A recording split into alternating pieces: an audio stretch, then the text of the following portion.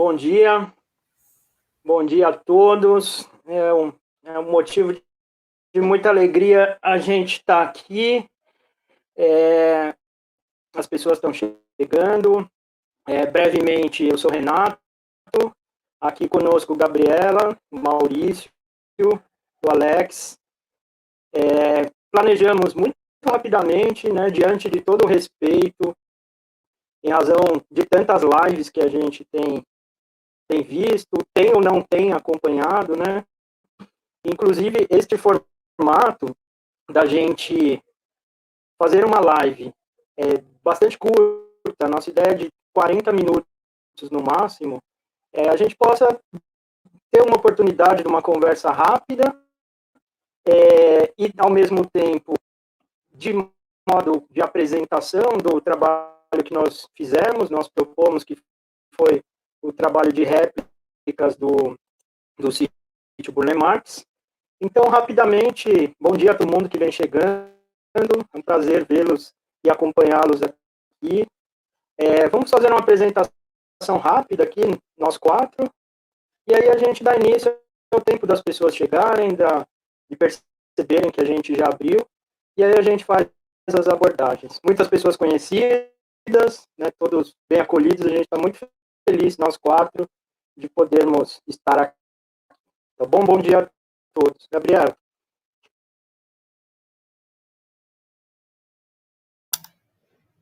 Bom dia a todos, é um prazer estar aqui com todo mundo.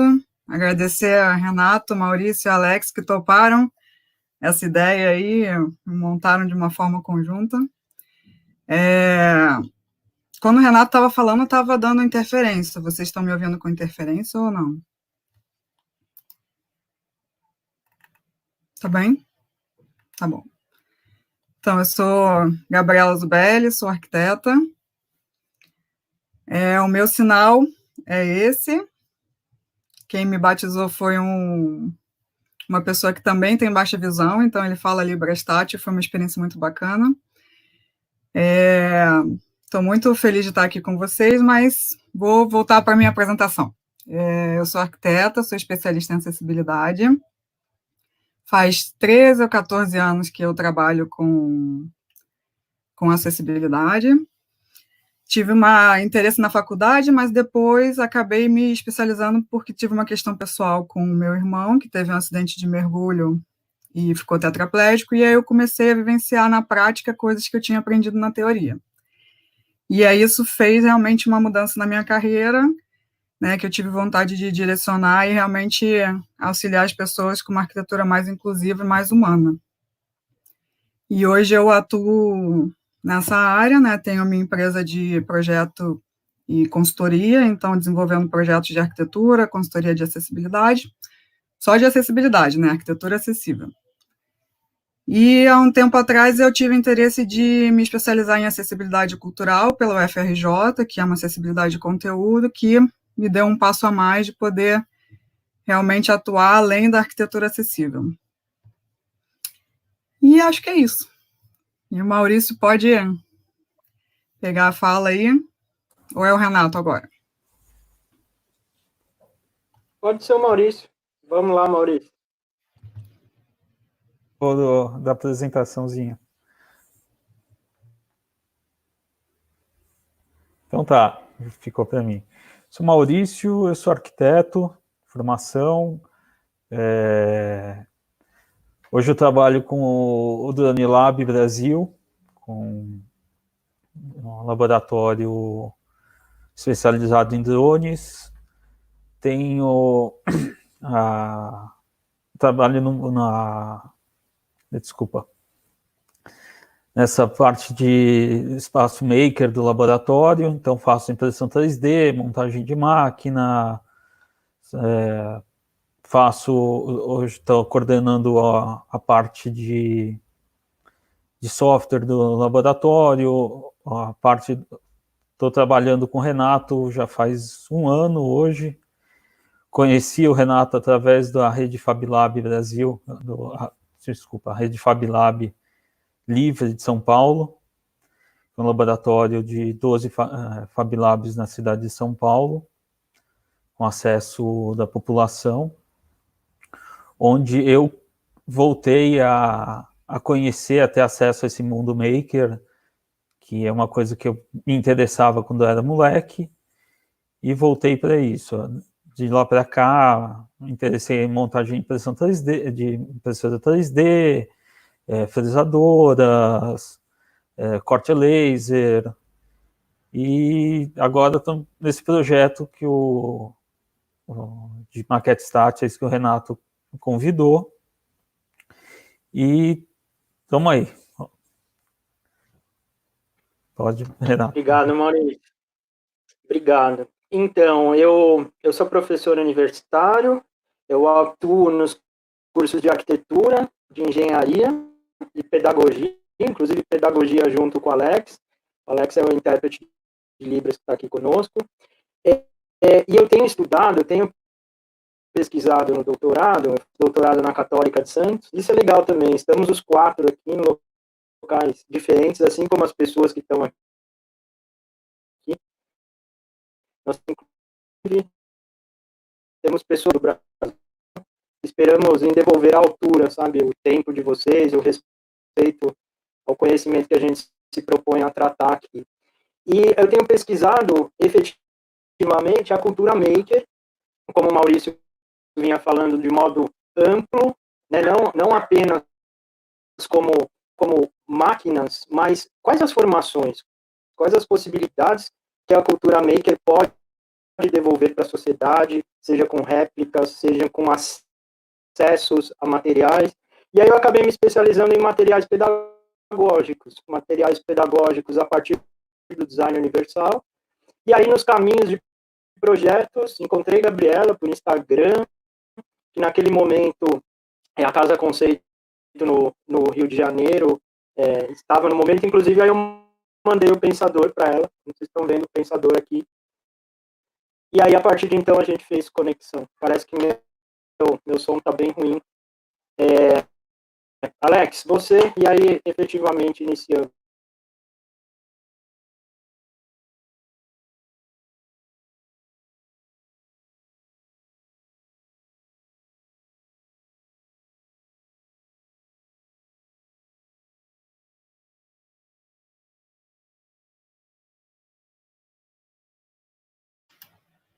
Alex ficou no mudo, tá todo mundo no mudo. Desculpa. Bom, meu nome é Alex, eu sou tradutor e intérprete de Libras, trabalho em Santos, na Faculdade São Judas, também sou diretor do Departamento de Tradutor e Intérprete de Libras da Congregação Santista de Surdo, que tem sede lá em Santos, e também no Guarujá. Trabalho como professor universitário nos cursos de pedagogia, tanto no Guarujá como também em Santos, e é um prazer estar com vocês aqui hoje nessa live.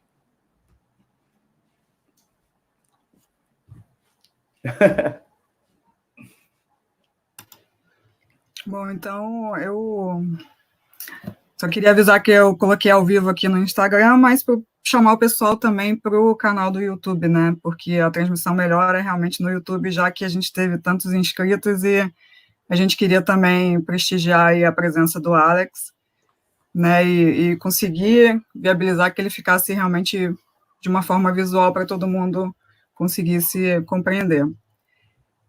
Então a gente tem uma apresentação aqui, na verdade, nossa fala é bem rápida, só para mostrar de uma forma sucinta esse trabalho tão bacana que a gente fez. Vou falar muito brevemente o que é o projeto em si. Maurício, você vai colocar a apresentação para a gente? Então, como o Renato falou, né, a gente acabou se conhecendo aí em função desse projeto, né? Eu tenho um projeto paralelo, que é um projeto conceitual de sensibilização das pessoas, que é o Casa Conceito, e a gente acabou realmente fazendo essa primeira conexão em função desse projeto, mas quando eu conheci o Renato, eu falei, Renato, tem um projeto muito bacana que a gente vai conseguir botar em prática e realmente conseguir executar muitas coisas que a gente acha muito interessante. E esse projeto é o projeto do Sítio Burle Marx, é um projeto que é um projeto de revitalização. Para quem não conhece, o Sítio Burle Marx, ele fica no Rio de Janeiro. É um sítio que realmente um local bastante de diversidade, porque ele tem tanto um acervo museológico, quanto arquitetônico, quanto botânico, paisagístico e bibliográfico documental. Então, ele realmente tem uma diversidade muito grande de pessoas que visitam lá e interesses completamente diferentes, né? Então, ele é um espaço que tem muitos caminhos maravilhosos, tem visitações guiadas, recebe muito público. Tem um local que é a Casa de Burle Marx, que é onde tem esse projeto, essa exposição, que foi realmente onde esse projeto iniciou. A casa, ela hoje está tendo uma revitalização com esse projeto, né? E aí está tendo melhorias de uma forma geral. E essas melhorias, elas implicaram em algumas ações de acessibilidade também, que eu vou falar brevemente para vocês. Assim, o projeto é bem complexo, está rolando aí há um bom tempo, né? Já está em fase de finalização. E as ações que tiveram de acessibilidade foi desenvolvimento de um plano diretor, então um plano diretor voltado, né, para o sítio. O sítio é tombado pelo patrimônio histórico. Então, assim, tem algumas limitações também voltadas a isso, né, porque acessibilidade e patrimônio histórico são duas temáticas que realmente dão bastante trabalho, assim, de você conseguir entender quais os pontos, até que nível você consegue interferir, né, para não prejudicar o que realmente é tombado, mas também privilegiar a importância da acessibilidade.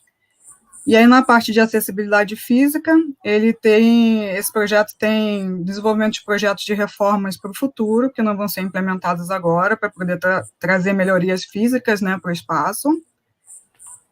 Tem adaptações, né, atuais que estão sendo feitas, como nivelamento de pisos existentes, inserção de piso tátil, de algumas rampas, melhorias dos equipamentos, como os carrinhos elétricos, para conseguir percorrer todo o percurso, né, que lá, quem já foi, tem mais ladeiras, tem paralelepípedo, então, assim, seria uma forma de realmente trazer uma melhoria. A gente está também fazendo um mapeamento dos níveis de acessibilidade, para dar informação às pessoas, né, do que existe e o que não existe, porque eu acho que um dos erros mais importantes, assim, que se comete com acessibilidade é você falar, meu espaço é acessível, mas na verdade, quem escolhe se é acessível ou não é o usuário, né, o usuário que sabe o que é importante ou não para ele, então o que é acessível para mim pode não ser acessível para outra pessoa. Então, a gente está fazendo esse mapeamento, né, informando no site o que tem e o que não tem. Então, por exemplo, quais são os tipos de rotas, os tipos de piso, e aí você escolhe, você já tem uma prévia do que aquele espaço tem antes de você chegar lá. As visitas são agendadas, então, assim, isso também é interessante, porque você pode dizer que você tem deficiência, enfim, qual é a sua necessidade. Também a gente está fazendo mapas táteis, né, tanto de situação do espaço quanto da exposição em si, que a exposição é só realmente nesse espaço que é chamado Casa de Roberto. Audiodescrição de alguns pontos do roteiro de visitação, que está sendo feito pela Sapoti.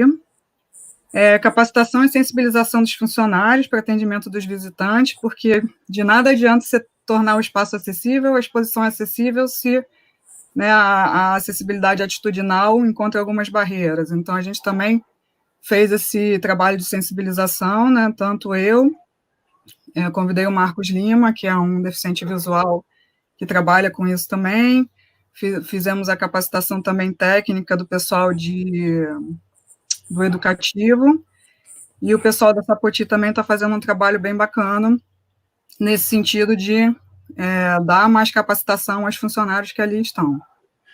Estamos fazendo também algumas placas táteis para o educativo, para auxiliar nessa visitação guiada, né, algum conteúdo que eles falam, para poder ser também absorvido de uma forma tátil, e as réplicas táteis, que é o que a gente vai abordar hoje. E as réplicas táteis, a gente vai falar um pouquinho mais detalhada. Pode trocar o slide, Maurício. Eu vou só dar uma pincelada no trabalho que a gente já fez, e a gente vai escolher algumas para poder falar mais detalhadamente. Então, deixa eu baixar aqui. Não consigo ver todos os comentários, tá, gente? A gente vai tentar aqui. No final, se a gente conseguir, a gente vai abrir para as perguntas, e aí vocês colocam, né? E a gente escolhe algumas perguntas, mas, de qualquer forma, a gente queria se colocar à disposição, né, a gente vai passar um e-mail para vocês com os contatos, e se vocês tiverem dúvidas que a gente não consiga responder agora, a gente se coloca à disposição por e-mail, pelo WhatsApp, enfim, do jeito que vocês quiserem. Então, as réplicas, o que norteou essas escolhas das réplicas foi realmente proporcionar experiências diversas. Assim, eu já tive algumas experiências e já tive acesso a algumas réplicas, e no sítio eu quis fazer de uma forma diferente, eu quis fazer de uma forma mais ampla, criando algumas coisas que eu nunca vi sendo criadas em outros locais, né? Então, um trabalho em conjunto aí bem interessante, tanto com o sítio, quanto os especialistas, quanto, né, toda a equipe ali técnica que está fazendo realmente esse trabalho. Então, a primeira coisa, a primeira réplica que está aí na apresentação é a logomarca do sítio. Ela teve uma reestruturação, né, ela mudou, teve um contrato também pelo pessoal da Dupla Design, então eles desenvolveram essa nova marca, fizeram uma pesquisa, uma coisa muito interessante, e essa nova marca, ela, tipo, retrata, né, tipo, tanto as folhagens e a parte botânica que tem lá, pelo elemento folha, quanto esse elemento, né, orgânico de trás, que parece um coração, que também tem o simbolismo, né, do coração do Burle Marx. Então, assim, tem todo um estudo por trás disso, desenvolvido bem interessante, e o que a gente quis é realmente tornar essa marca acessível. Então, assim, o que a gente fez? A gente abriu essa marca, né, como vocês podem ver na imagem embaixo, tem uma folha e o coração, para que a pessoa com deficiência visual possa realmente tocar. Então, a marca, ela é composta de... a gente fez em camadas, né, para que a pessoa pudesse realmente tocar o que seria o contorno da folha da marca, da logomarca, e o que seria esse contorno do coração, e ela se encaixando um no outro, né, para depois formar realmente a proporção que foi desenvolvida. Então, assim, ela é uma placa que a intenção não tá dentro da norma, por exemplo, colocar o braille, colocar as letras com tamanho de fonte específica, não é isso. A ideia é ter acesso realmente à logomarca. As placas educativas são essas 3 plaquinhas que estão ao lado, são placas como se fossem mapas táteis, então elas são 3 placas que são móveis, que vão ser acompanhadas pelo pessoal do educativo, e a ideia também é trazer de alto relevo e baixo relevo algumas coisas interessantes. Então, o Burle Marx, ele era... os jardins dele, eles têm umas formas muito orgânicas, como umas amebas, então, assim, a gente quis replicar isso de uma forma tátil para a pessoa com deficiência visual conseguir ter acesso ao que seria esse projeto, né? Então, esse seria um tipo de placa. O outro tipo de placa, a gente escolheu elementos importantes, não está todo o material aqui, tá só uma pincelada, mas a gente escolheu elementos importantes junto com a equipe do sítio, que era interessante de comunicar. Então, a gente fez uma placa com, desculpa, com a fachada do ateliê, né, que é uma fachada específica, então, para a pessoa poder conseguir tocar o contorno dela, entender como que é essa fachada que é em forma de vários arcos, um ao lado do outro. E isso sempre vai ser mediado, né, pelo pessoal que faz essa mediação do sítio, então, assim, são materiais realmente complementares para auxiliar nessa visita. Uma outra placa que a gente fez foi a placa de arbustos e árvores, então, é uma das questões que é sempre muito colocada, é a questão de escala, né? Então, qual é a escala de um arbusto? Qual é a escala de uma palmeira, de uma árvore? Qual o formato de cada tipo de árvore, tipo de arbusto? Então, assim, seria uma forma... Essa placa, ela tem um arbusto baixinho, 2 arbustos, um menor, né, mais compacto, um arbusto mais robusto, 2 tipos de árvores, com a copa mais aberta e com a copa mais fechada, e uma palmeira, e sempre dando referência de escala, né, para a pessoa com deficiência visual conseguir tocar esses contornos e ter referência nesses espaços. Então, pode trocar. E as escolhas das réplicas, a gente quis também, assim, colocar de diversas formas, escolher réplicas diferentes. Então, o conjuntinho aí inicial são 2 réplicas, são 2 obras em cerâmica, que tem mais ou menos a escala humana, né, um pouco maior do que uma pessoa em pé, e ela tem formatos muito diferentes, que tem todo um simbolismo, né, masculino e feminino, que a pessoa com deficiência visual poderia tocar, desde que mediada ali, mas ela não consegue ter acesso ao formato inteiro dessa peça, né? Então, a ideia dessa réplica seria realmente dar acesso a todo o formato dessa peça. A mesma coisa acontece com a peça ao lado, que é uma peça que existe em algumas, tanto existe ela em pedra pómez, bem grande, lá no ateliê. É uma peça que tem formatos, assim, totalmente, como eu vou descrever isso, formatos bastante... Me ajuda aí, gente. Vocês estão com o microfone fechado aí? Tem formatos que não são geométricos, mas... Está fugindo a palavra, mas assim, não tem uma forma concreta, porque o Burle Marx era muito isso, né? Tem formas orgânicas, formas geométricas. Orgânica. Então, também seria uma forma da pessoa ter acesso a todo o conteúdo, né? Então, essa segunda peça, ela é muito mais alta do que uma pessoa em pé. Então, nunca uma pessoa com deficiência visual conseguiria tocar o topo dela e realmente ter a compreensão espacial dessa peça como um todo. Pode trocar.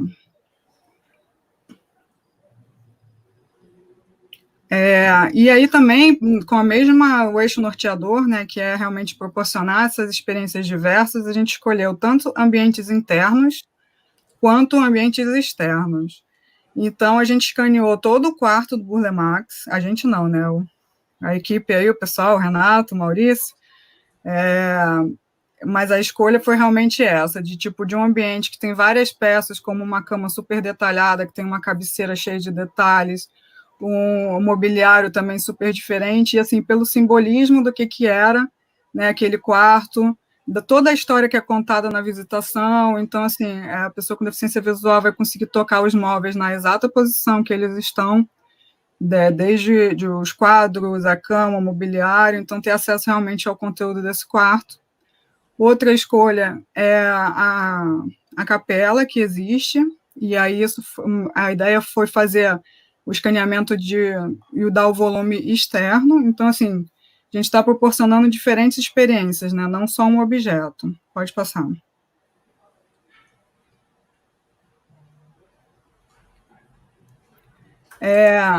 Outra coisa que eu achei muito interessante é pensar assim no espaço, porque eu sei que existem muitas réplicas de obras pontuais em si.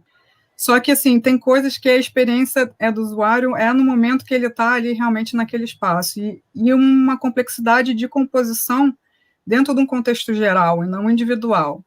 Então, essas 2 últimas escolhas, elas foram realmente em função disso. Existe uma parede dentro da casa de Roberto, que é com mais de 50, 60 peças de cerâmicas, alinhadas em 3 prateleiras, e isso dá uma sensação, assim, é uma emoção, é uma sensação que não é uma peça individual, é uma coisa coletiva. Então, realmente, a gente escolheu fazer a réplica da parede como um todo, e não uma réplica pontual. E a outra escolha que a gente fez foi o mapeamento do teto, que é um teto cheio de desenhos também, amebas orgânicos, né? Com um lustre super diferenciado, que também uma pessoa com deficiência visual dificilmente conseguiria ter acesso àquele conteúdo. E aí, enfim, aí só finalizando, a ideia das réplicas foi realmente essa, né, dar experiências diferentes, de diversas formas, em diversos espaços, tanto internos quanto externos, quanto peças pontuais, quanto contextos gerais. Então, esse foi o recorte das escolhas. Agora eu vou passar a palavra aí para os nossos amigos explicarem mais tecnicamente o que realmente o que são as peças. E essas peças, na verdade, as escolhas dos tamanhos dela são em função da réplica mesmo. Renato pode falar um pouquinho mais sobre os tamanhos, mas elas têm em torno de 30, 40 centímetros, né? 30 de altura, depende, 20 mais ou menos uma proporção dessa, vamos botar 30 por 30 por 30, se for fazer uma forma geral, né?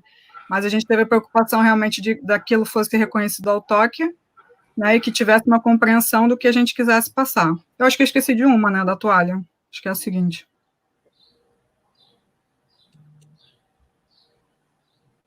E aí a última réplica que a gente fez, o Burle Marx pintava muito, então tem um espaço lá no sítio, que é um espaço que ele pintava, que tem uma mesa, então tem várias toalhas que ele pintava, que isso é muito significativo. A gente escolheu uma toalha e reproduzimos em alto e baixo relevo essas formas orgânicas, que é o que realmente é uma identidade muito forte do Burle Marx. Então, a gente acredita que, dessa forma, a gente está realmente dando acesso a quem era o Burle Marx, né? Qual é o grafismo dele, quais são, o que ele gostava, o que fazia sentido para ele, como são formas muito diferentes, realmente, através do toque, isso vai dar uma experiência completamente diferente para as pessoas com deficiência visual que vão.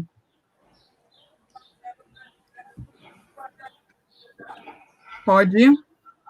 Né? Pessoal, bom dia a quem foi chegando. Eu sou Renato. Eu vou comentar um pouquinho da operacionalização do que a Gabriela colocou aqui, né? E aos poucos a gente vai debatendo, vai respondendo as perguntas quando possível, mas nos comprometemos em responder por e-mail, tá? Para que nenhuma pessoa fique sem a mensagem de resposta aqui. Então, quando eu e Maurício chegamos no sítio, a apresentação da Gabriela, e entendemos todo esse contexto artístico da obra do Burle Marx, cruza muito com a cultura maker, que a cultura maker ela tem um pilar de dar acesso, de democratizar as soluções.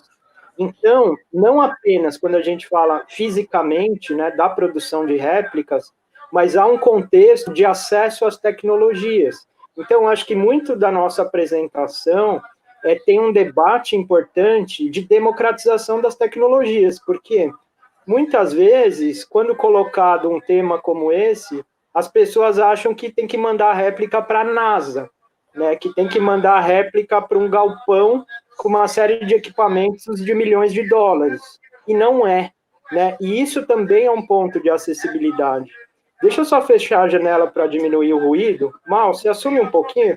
Você está o caminhão do ovo aqui. Alex, eu estava achando também que era o teu microfone, de repente você trava o teu também, que a gente... Alex, desculpa. A gente trava o ruído.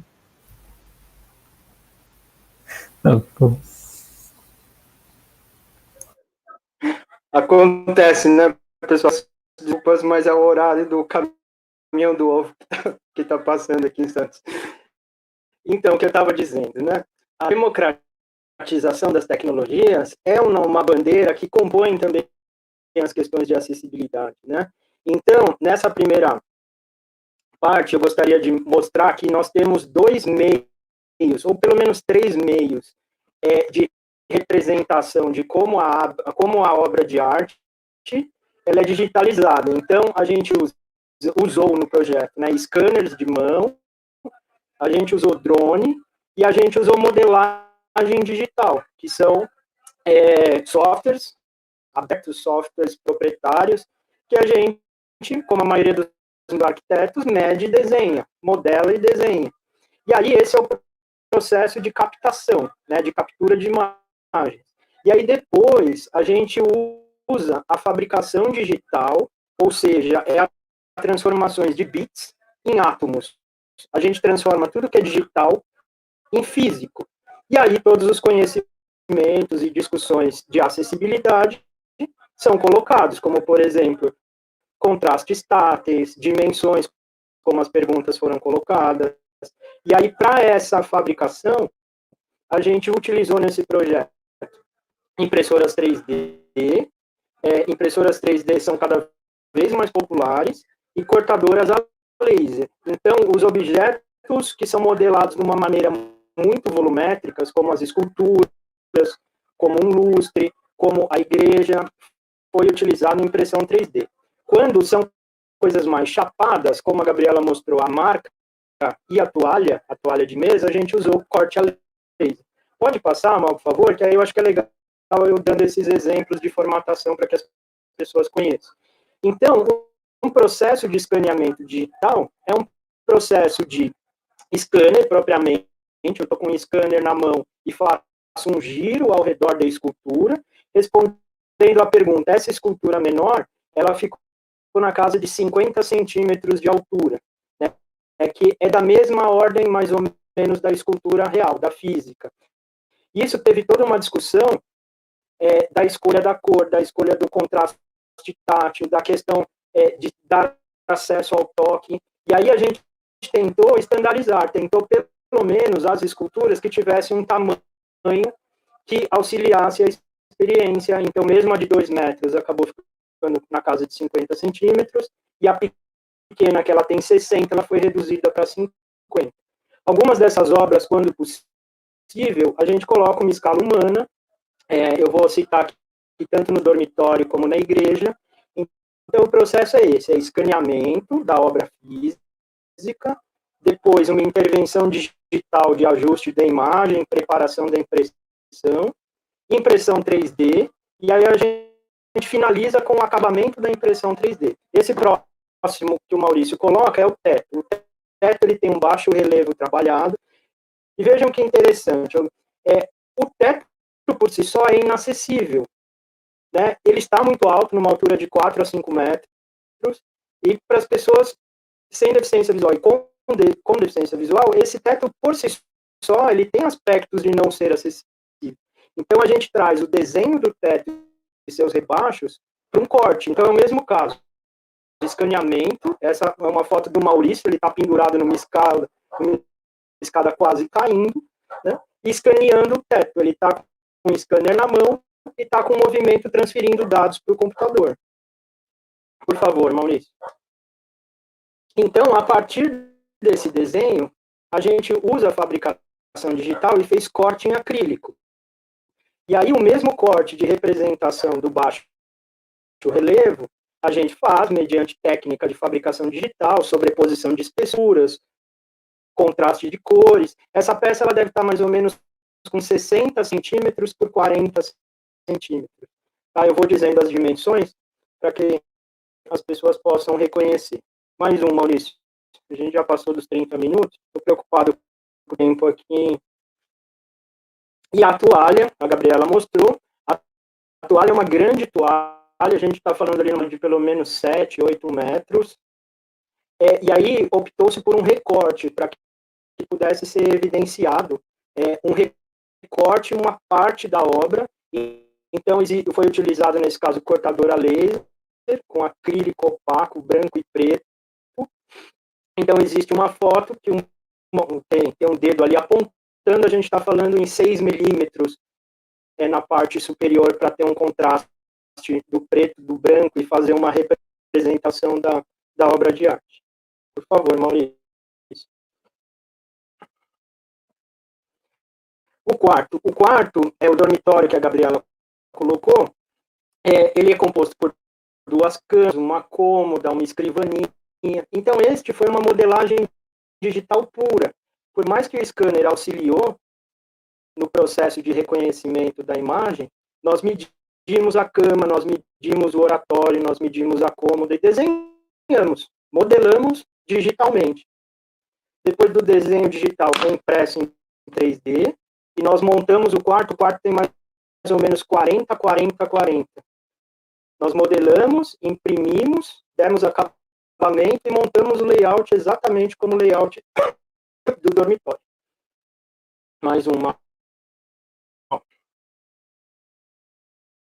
A gente está nos últimos, agora a gente começa a falar um pouquinho do drone. Quer falar, Mal, do drone? Aí a gente já encaminha para o final. Abre seu mic.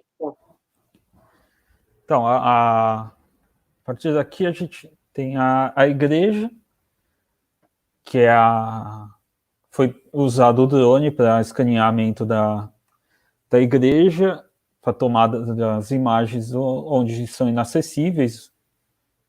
Não tem, como é só externo, a gente não chegou a fazer nada interno na igreja. Então, o drone usado, o piloto está aqui, acho que na nossa assistindo a nossa live aqui, o Ricardo Yamamoto. Então, a gente tirou várias fotos com o drone para fazer, além da medição usual para comparação. Vamos ver, o outro slide tem a parte do lustre, que também foi feito com um drone um pouco menor. Na foto de cima à esquerda tem também o Ricardo voando com um dronezinho menor para tirar foto do lustre, um detalhe que, como o Renato falou, não é acessível nem pela gente.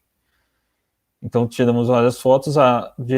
No centro, abaixo, tem o modelo tridimensional gerado pelo programa e o modelo impresso do lustre. Então, toda essa parte de montagem, de geração do modelo 3D até a impressão é feita da parte digital, escaneado.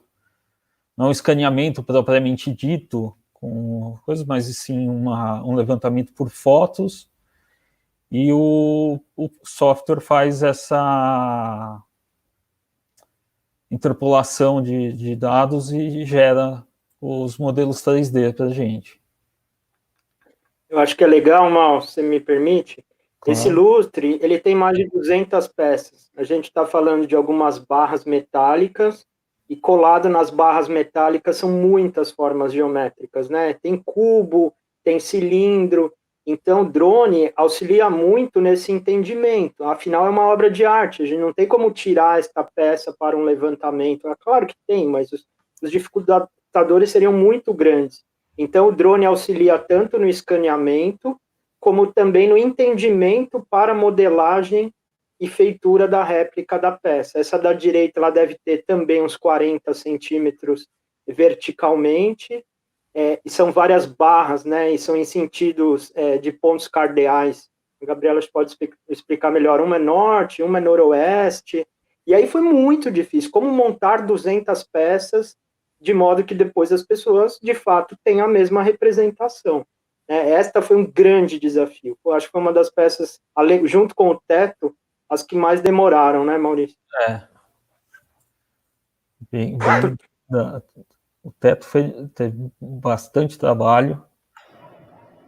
Eu acho que realmente as duas foram o trabalho. A Gabriela está pedindo a palavra, a gente está quase nos 40 minutos, né? E vamos encaminhando.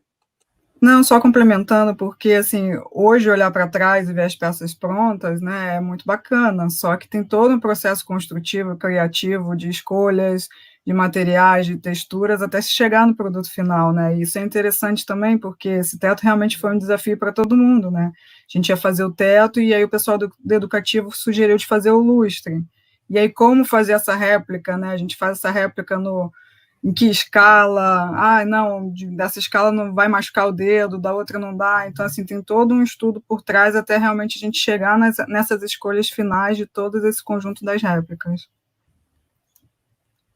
Que o lustre não ficaria bom na escala do teto, não daria nada, né? Eu acho que é muito interessante, né, o quanto de aprendizagem a gente gerou nesse processo. É justamente uma das nossas motivações em estar colocando isso aqui, né? Não existe uma metodologia pronta do que a gente encontrou como arte e essas representações, né? Claro que os caminhos, né, do contraste, o caminho da capacidade de abstração e por aí vai, nos auxilia como diretrizes. Mas tivemos muitas aprendizagens, inclusive abandono de algumas peças, voltamos, recruímos. É um trabalho, quantos meses? Acho que foi mais de meio ano, né, Gabriela? Desde o início até a entrega.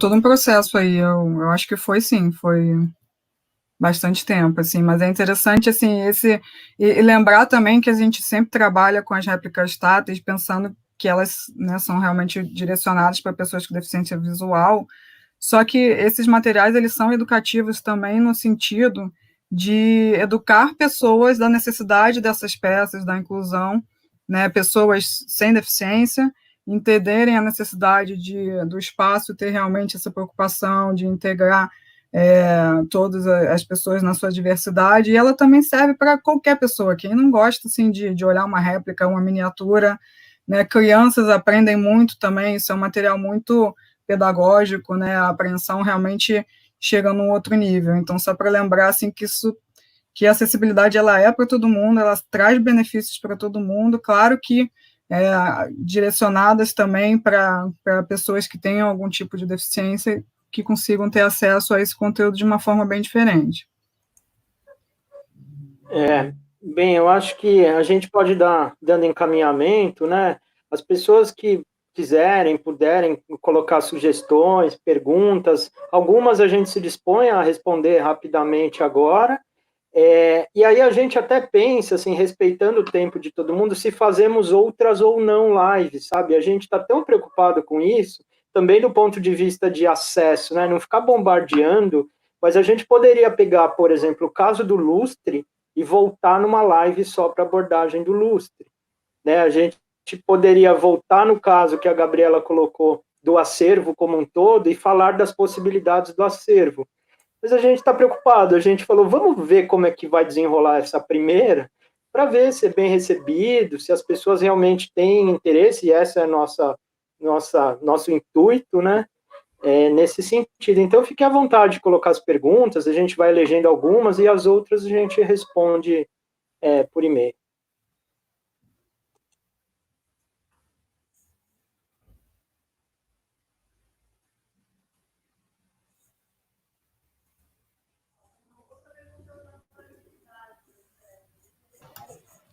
Oi?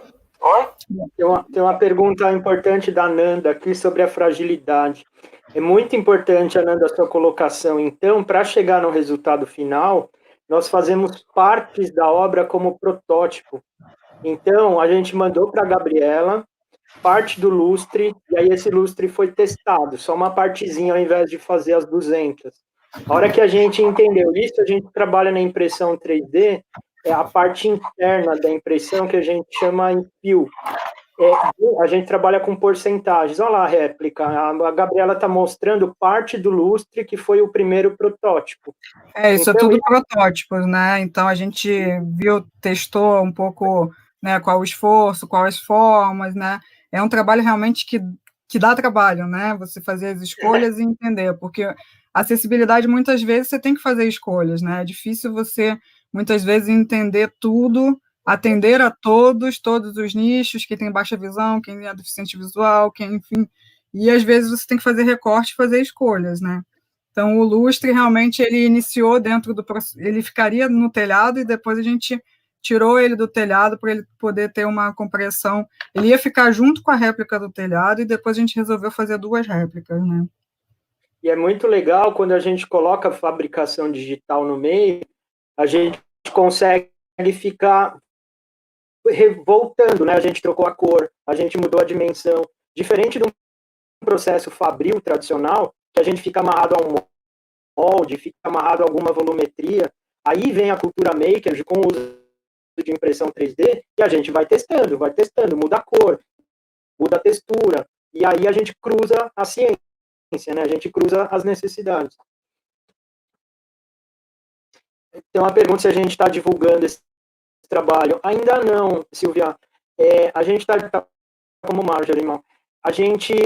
Nós nos aproximamos em razão do sítio, mas esta live tem esse fundamento, diria até político, né? A gente gostaria que muitas pessoas conhecessem, para que façam em suas bases, nos chamem para fazer mais, para fazer essa passagem de tecnologia, para fazer essa passagem do que a gente vem fazendo, porque, assim, a gente está democratizando o acesso à cultura, isso é direito, a gente não está colocando, né, como privilégios. Então, a gente gostaria muito de ter maior amplitude nessa fala.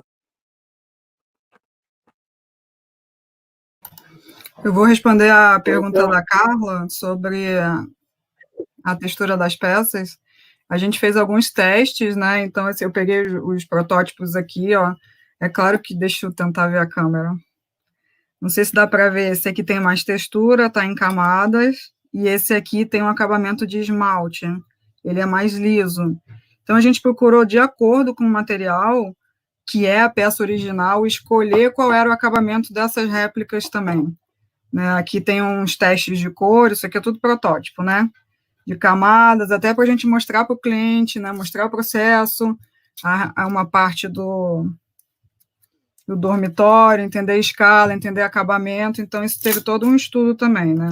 O telhado a gente tentou, né, pensou em fazer com esse material, mas aí, tipo, de acabamento, de resistência, a gente acabou escolhendo ir para um material mais rígido, né, escolher se era baixo volume e alto volume, né, baixo relevo e alto relevo, desculpa.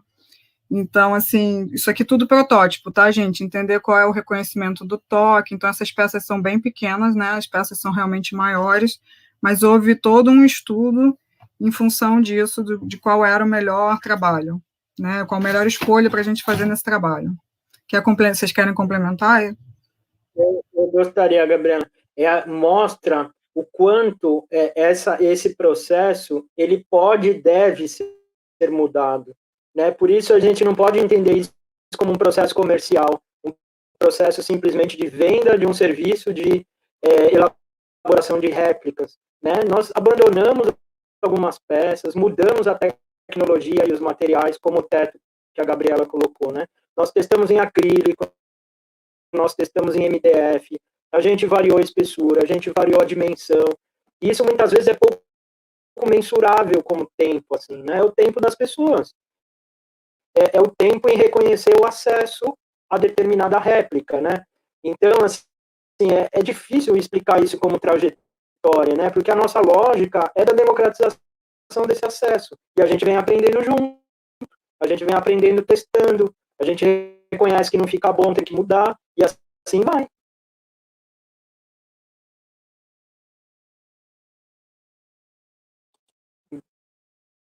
Pessoal, eu acho que a gente pode encaminhar, já passamos 7 minutos. Desculpa ser chato aqui, né, mas eu acho que, pelo que as pessoas se manifestaram, eu acho que é legal fazermos outras, eu posso trocar e-mail, né, tem pessoa disposta a divulgar, nos ajudar na divulgação, e aí a gente responde as demais aqui, né, por e-mail, só para não estender, podemos?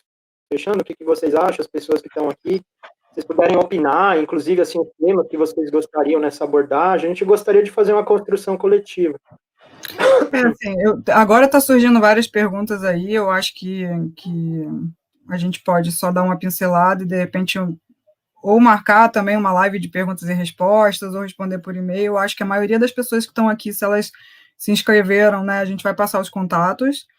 É importante também colocar que, né, os processos aí de criação, produção, né, vocês podem entrar em contato com a gente para a gente saber um pouco mais, né, tem algumas pessoas perguntando de valor, quantas texturas, né, como é que se disponibiliza o material para toque original, então, assim, isso é um processo construído junto com o sítio. Depois que a gente entrega essas peças, a gente ia entregar essas peças, mas com a pandemia estão todas guardadas, mas aí depois a gente tem todo um processo de capacitar, recapacitar, né, o pessoal de lá, dos atendentes, para poder realmente entender o que pode, o que não pode, montar, né, uma visitação de uma forma guiada. Então, tem peças que podem ser originais, que podem ser tocadas, e outras não. E aí eu acho que a gente pode olhar as perguntas depois aqui e responder, né, para as pessoas. Eu acho legal, né? A gente estava preocupado, pessoal, e ver que pelas perguntas e pelos próprios depoimentos, a gente está disposto em fazer outras lives, sim, né? Eu acho que nós 4 aqui, faz positivo ou negativo, se a gente já se compromete, né? E o Alex também, né? E aí, pessoal, obrigado, né? A gente, né, se sentia muito com essa necessidade de mostrar o que está sendo feito, porque a gente entende, acho que como todas as pessoas aqui, a importância da gente abordar esses assuntos e dar visibilidade e reconhecimento aos assuntos de acessibilidade, de inclusão. Tá bom? Eu fecho por aqui, agradeço as pessoas que eu conheço, as que eu não conheço. Muito obrigado, me senti acolhido aqui por todos vocês. Tá? Muito... Quer que eu deixe uma tela com e-mail? Espera aí, Maurício, vai lá depois. Quer que eu ponha uma tela com e-mail? Pode botar. Queria agradecer também todo mundo. Eu acho também que é um tema muito rico, que tem que ser mais falado, né? A gente está com algumas ideias aí de disseminar um pouco mais esse conteúdo, para as pessoas realmente saberem que isso existe também, né? E aí poder atuar, cada um na sua área, né? Provendo espaços mais acessíveis e inclusivos, né? E queria agradecer também ao Alex, que super topou estar aqui com a gente, podendo trazer, né, a comunidade surda para junto da gente, ter acesso ao conteúdo. Hoje, no momento de pandemia, que todo mundo está fazendo live, realmente é muito difícil se fazer, né, em formatos acessíveis, então a gente procurou descrever na nossa fala também as fotos, para tentar dar acesso a pessoas com deficiência visual que estejam assistindo, né. De qualquer forma, eu peço desculpas também se a gente deu algum deslize, cometeu alguma falta de informação, porque realmente a nossa intenção é cada vez mais ter apresentações mais acessíveis, né, que inclua a todos. E agradecer também Maurício e Renato por toparem isso, e vamos que vamos. Obrigado a todo mundo que compadeceu aqui na nossa live.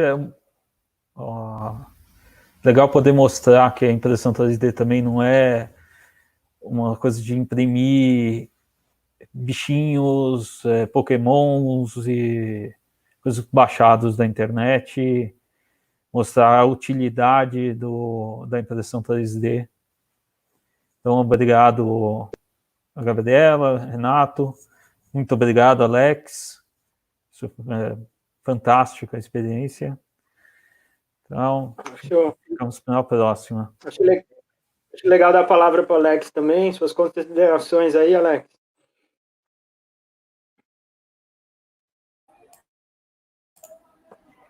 Eu agradeço a todos vocês que participaram dessa live, realmente foi um prazer estar aqui junto com vocês, e já estou ansioso aqui para a próxima, para a gente poder estar junto e favorecer a acessibilidade e a inclusão no sentido real da palavra. Muito obrigado pela atenção de todos. Eu vou fazer só uma complementação aqui, muito importante, né, que é descrever os nossos e-mails que a gente escreveu. Então, o e-mail do Renato é prof.renato.frosch, FROSCH, @gmail.com. O meu é Gabriela, com 2 L's, .zubelli, ZUBELLI, @gmail.com. E o do Maurício é malmontel@gmail.com.